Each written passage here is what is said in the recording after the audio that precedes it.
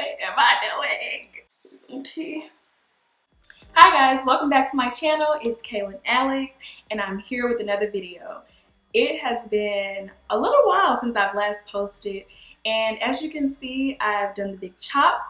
A lot of things have happened over the course of the last year and a half. I had a big breakup, which was a lot to get through. I got my first corporate job. I was fired from my first corporate job. I'm an entrepreneur. I've added some things to my businesses. So I'm gonna stop rambling. We got a lot of catching up to do. I've already started by prepping my skin and putting my creams and all that stuff on skincare. We've already done skincare. So I'm gonna prime my face and let's just chit chat. I know everyone is in, well, mostly everyone should be in quarantine. I honestly haven't found it to be too crazy. I've been enjoying it. So I've been practicing social distancing. Me personally, I have sinus and allergies, and don't nobody got time for no flare-ups and then talking about mixing some crazy, some that they ain't even got nothing secure. I ain't got time. I like to start with my face because I feel like the face just sets the tone. I used to love brows and starting with my brows, but I've been more into skin lately. Hydrating Long Wear Foundation. I am in the shade 370. While I've been kind of in quarantine, I guess, on punishment. And I know I jokingly say that the issue is still very, very serious. I personally know a few people who have been infected with the virus. Obviously, you can tell I've done the big chop. I did my big chop in February and it is now March, so a little over a month ago since I've cut my hair, and I feel so free. I don't regret it at all. In fact, when I was getting my hair done, the stylist was like shaping it, and the stylist wanted to keep the center of it longer because I was transitioning. I'll do a more in-depth video about my big chop and my journey so far. I'm still learning my hair. When she cut it, I was like, oh, can you go a little shorter? Because I don't want it to be that long, because I actually had enough length that I would have been in the in-between phase of, you know, when she get the big chop and it grows out. But I did not want to start my journey at that point. Like, so I wanted to go shorter, and she was like, no. Well, she cut it a little shorter, and she's like, you're gonna want a little length and shrinkage, and like this is gonna be perfect. This cut is gonna be for you. And sure enough, like after she finished, I was like, oh my god, like I love it. And I'm literally not even in a rush for it to grow back. I have an appointment in 2 weeks, which I don't know if I'll be able to make, to get a trim in 2 weeks. And I was gonna ask if she could cut it a little more, because it's growing so fast, and I'm just really enjoying it short. I feel like it's brought about a different part of me, and like I said, I'll talk more in detail about it in another video, because natural hair within itself is a big topic, and I know I never thought I would do it. Like, I would always say I'm not bold enough to do it, short hair, to just chop all of my hair off like that. Like, kudos to the people who do it, like, because I could not. And then here I am. I did go through a really bad breakup. Like, that's a whole nother story within itself. Like, I basically found out that my boyfriend had a whole nother life that I had no idea about. And when I say no idea, like there was no clue. There was no clue given about this life that I felt was very important to know. Like, there were children involved, and it was a pretty rough situation for me, to the point of at the time, like, I was working at my corporate job, and I took off a week of work because it was a lot. It was a lot to deal with at the time, and not only at the time, because what transpired was so deep.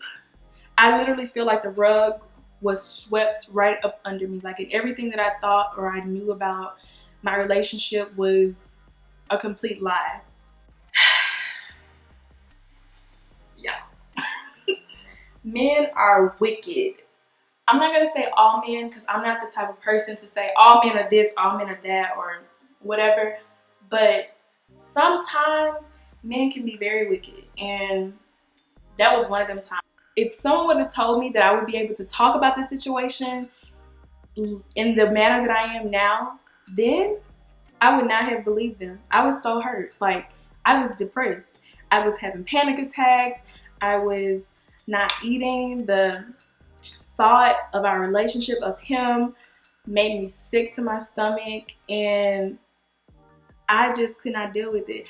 It was ironic because at the time, my dad was traveling, so I was home with my mom, and I like slept in her room for a good 2 weeks. Like, I was devastated. I started therapy after that, and let me say, therapy is like God's gift to the world. And it doesn't have to be that, oh, I'm going through something traumatic right now, but sometimes we really do just need to decompress, and therapy is a good way of doing that. So I am a therapy advocate. I know it's helped me personally, so I can only imagine what it will do for y'all.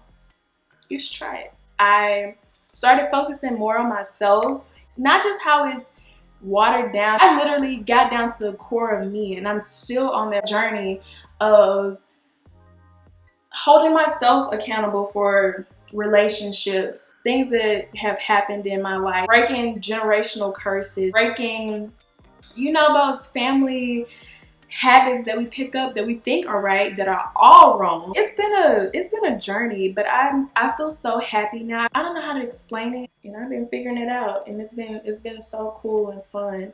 This journey is. You should try it, sis. So yeah, I got my first corporate job. I was all excited about it because, like, I am an entrepreneur at heart. That is my passion. So having to work corporate America was a really big deal for me. It was a really big adjustment for me. And everything that I thought about it, it was true. For me, I'm going to say this too. Corporate America isn't for everyone, just like entrepreneurs isn't for everyone. Like, you have to figure out your lane and stay in it. And that's what I'm doing. Being a Black female in corporate America is a whole different beast that you don't experience unless you're a Black female in corporate America. And I think that we need to be more prepared.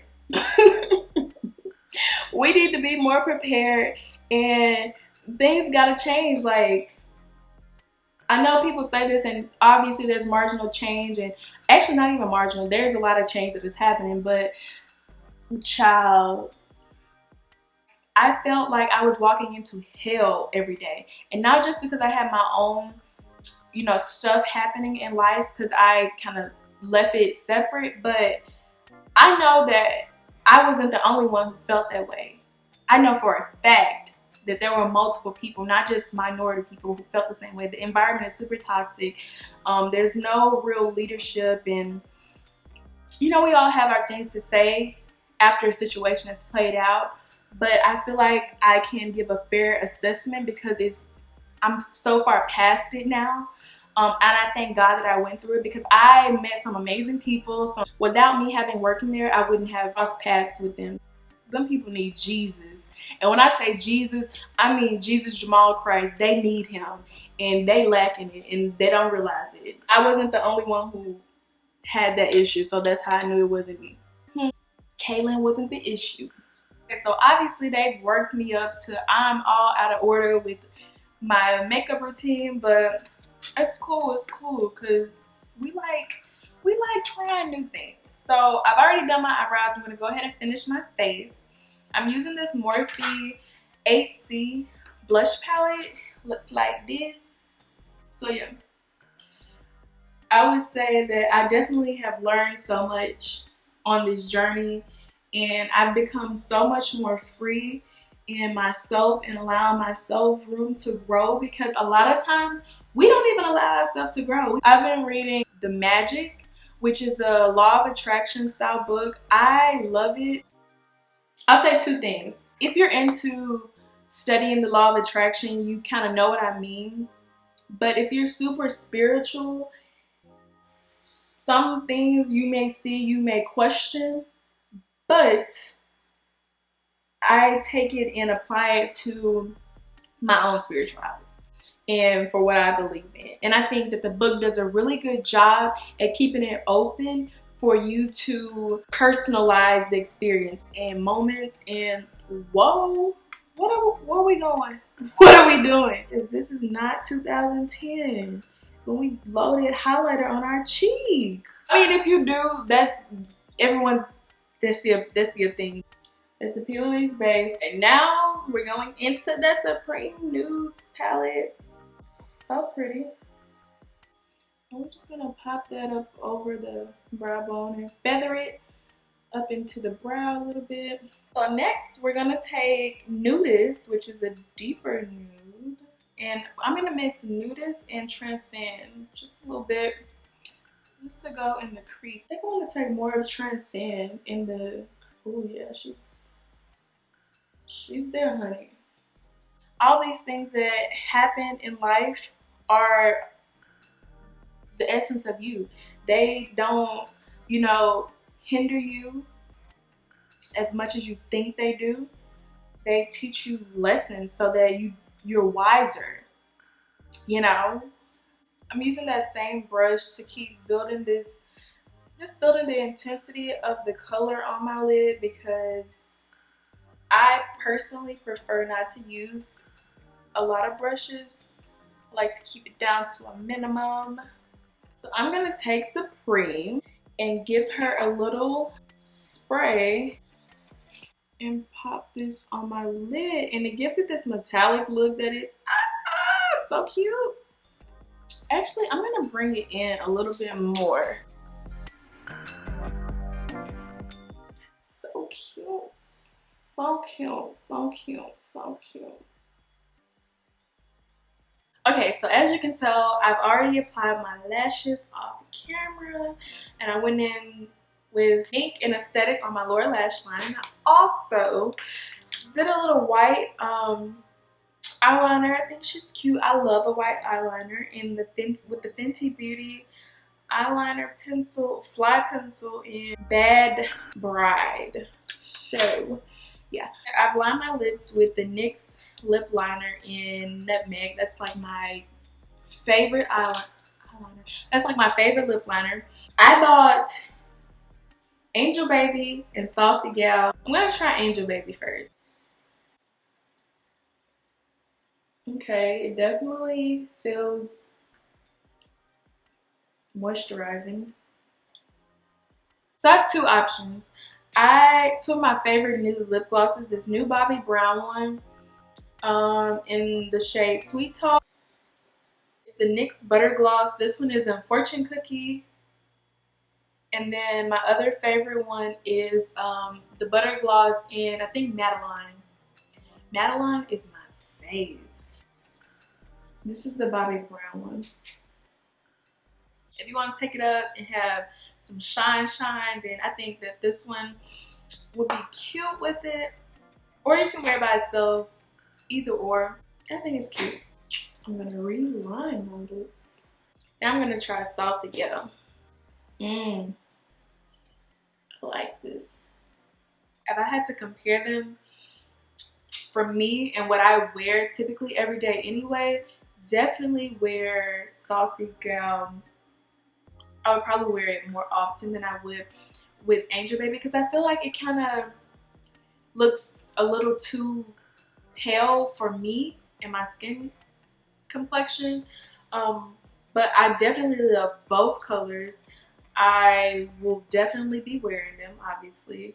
And I think I'm gonna put Fortune Cookie on top because I love a gloss. So yeah, guys, that is gonna be it for this video. You've made it this far, you might as well subscribe because we have content coming every single Monday. I'm really excited. I'm really in a good place right now, and I just want to spread that positivity to the world. So here we go. Every Monday, be back here for another video because it's lit.